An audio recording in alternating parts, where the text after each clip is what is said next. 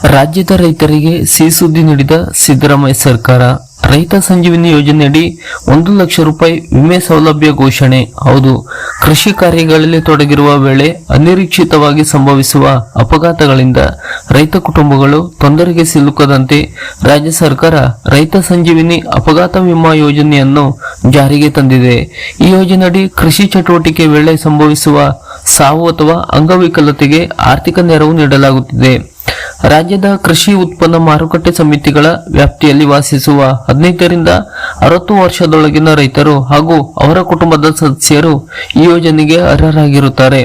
ಹೊಲದ ಕೆಲಸಗಳಾದ ಉಳುಮೆ, ಬಿತ್ತನೆ, ಕಳೆ ತೆಗೆಯುವುದು, ಗೊಬ್ಬರ ಮತ್ತು ಕ್ರಿಮಿನಾಶಕ ಸಿಂಪಡಣೆ ಮತ್ತು ಬೆಳೆ ಕಟಾವು ಸಮಯದಲ್ಲಿ ಅಪಘಾತ ಸಂಭವಿಸಿದ್ದರೆ ಪರಿಹಾರ ದೊರೆಯುತ್ತದೆ.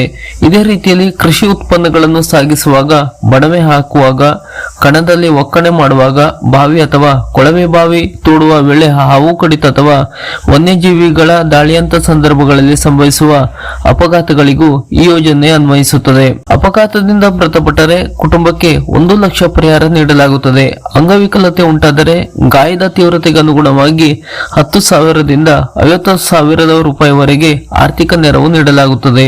ಅಪಘಾತ ಸಂಭವಿಸಿದ 100 ದಿನಗಳ ಒಳಗೆ ಅಗತ್ಯ ದಾಖಲೆಗಳೊಂದಿಗೆ ಸಂಬಂಧಿಸಿದ ಎಪಿಎಂಸಿ ಕಾರ್ಯದರ್ಶಿಗೆ ಅರ್ಜಿ ಸಲ್ಲಿಸಬೇಕು. ಅರ್ಜಿಯನ್ನು ಪರಿಶೀಲಿಸಿ ಮುಂದಿನ ಕ್ರಮಕ್ಕಾಗಿ ಮಂಡಳಿಗೆ ಶಿಫಾರಸು ಮಾಡಲಾಗುತ್ತದೆ. ತಿರಸ್ಕೃತ ಅರ್ಜಿಗಳಿಗೆ ಮಂಡಳಿಯ ವ್ಯವಸ್ಥಾಪಕ ನಿರ್ದೇಶಕರಿಗೆ ಮೇಲ್ಮನವಿ ಸಲ್ಲಿಸಲು ಅವಕಾಶವನ್ನು ನೀಡಲಾಗಿದೆ.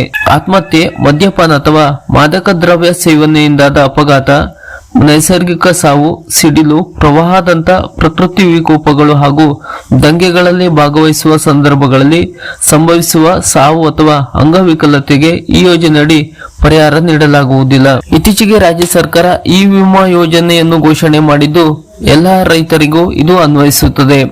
ರೈತರಿಗೆ ಸಂಬಂಧಪಟ್ಟಂತ ಈ ತರದ ಹೊಸ ಅಪ್ಡೇಟ್ನ ಮಾಹಿತಿಗಳಿಗಾಗಿ ನಮ್ಮ ಚಾನೆಲ್ ಅನ್ನ ಸಬ್ಸ್ಕ್ರೈಬ್ ಮಾಡಿ ನಮ್ಮನ್ನು ಕೂಡ ಬೆಂಬಲಿಸಿ.